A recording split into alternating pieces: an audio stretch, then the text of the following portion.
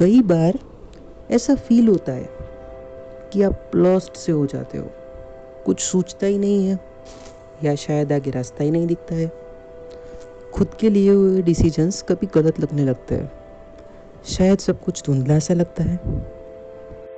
अरे अगर ये चीज़ मैंने वैसे की होती ना तो शायद ही अच्छे से हो जाती।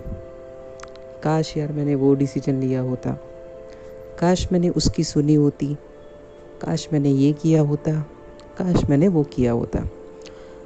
बहुत सारे ऐसे थॉट्स तुम्हारे दिमाग में घूमने लगते हैं, यहाँ तक कि मैं इसे डिज़र्व ही नहीं करता, शायद मेरा कभी कुछ होगा ही नहीं। जबकि तुम तो अपना 100% दे रहे हो। बहुत सारे थॉट्स आते हैं एकदम से। तो ऐसे में होता ये है कि तुम अपनी सेल्फ वैल्यू को डाउन कर लेते हो, तुम अपने आप को अंडर एस्टिमेट करते हो, तुम्हें अपनी खुद की कीमत ही नहीं समझ आती है, तुम अपने आप को सबसे डाउन फील करते हो। सही कहा ना? शायद ये सबके साथ होता है।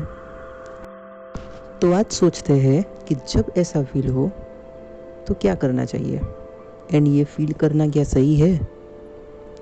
तो सोचो, मैराथन रेस ये कई 100 या 200 मीटर की छोटी सी रेस तो है नहीं, लंबी रेस है। बहुत सारे इसमें प्लेयर्स होते हैं, बहुत सारे दौड़ने वाले होते हैं। अब क्या ये पॉसिबल है कि मैराथन रेस के हर एक पॉइंट पर तुम्हारी एनर्जी स्टार्टिंग पॉइंट की जैसी हो? नहीं, बिल्कुल नहीं, because it's a long journey. फिर भी तुम जीत सकते हो अगर तुम्हारे अंदर कॉन्फिडेंस है, अगर तुम्हारे अंदर डेडिकेशन है। ऑफ कोर्स तुम जीत सकते हो। द सेम वे लाइफ एक बहुत बड़ा सर्कल है, कोई A to Z जैसी स्ट्रेट लाइन तो है नहीं जिस पर सब स्ट्रेट होगा, कभी नहीं होगा। सर्कल है पूरा, कई सारे अप्स है, डाउन्स है। ऐसा टाइम आता है जब तुम हैप्पी होते हो, और ऐसा भी कि जब तुम सैड होते हो। ऐसा टाइम आता है जब तुम्हें अपने लिए हुए खुद के डिसीजंस शायद गलत लगते हैं, या शायद तुम अपने आप को कोसते हो। कोई बार खुश हो जाते हो, कोई बार पता नहीं क्या क्या सोच लेते हो, कोई बार तो खुद पर ही गुस्सा आ जाता है, होता है ना? तो ऐसे टाइम में क्या करना चाहिए?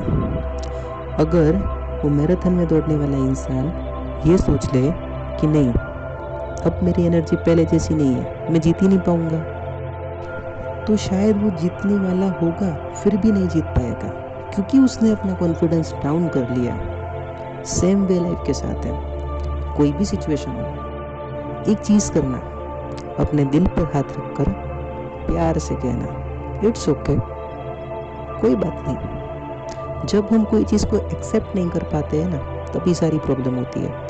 अगर हम चीज़ों को एक्सेप्ट करना सीख जाए तो शायद सारी प्रॉब्लम दूर हो जाए। ये सारी प्रॉब्लम्स इसलिए है क्योंकि हम उसे एक्सेप्ट ही नहीं करते, क्योंकि हम उसको एक्सेप्ट अगर कर लेंगे तो शायद आगे बढ़ पाएंगे, जो कि हम कर नहीं पाते। तो करना यही है, सिंपली जो भी हो, देखो, एक्सेप्ट करो, लीव करो, आगे बढ़ो।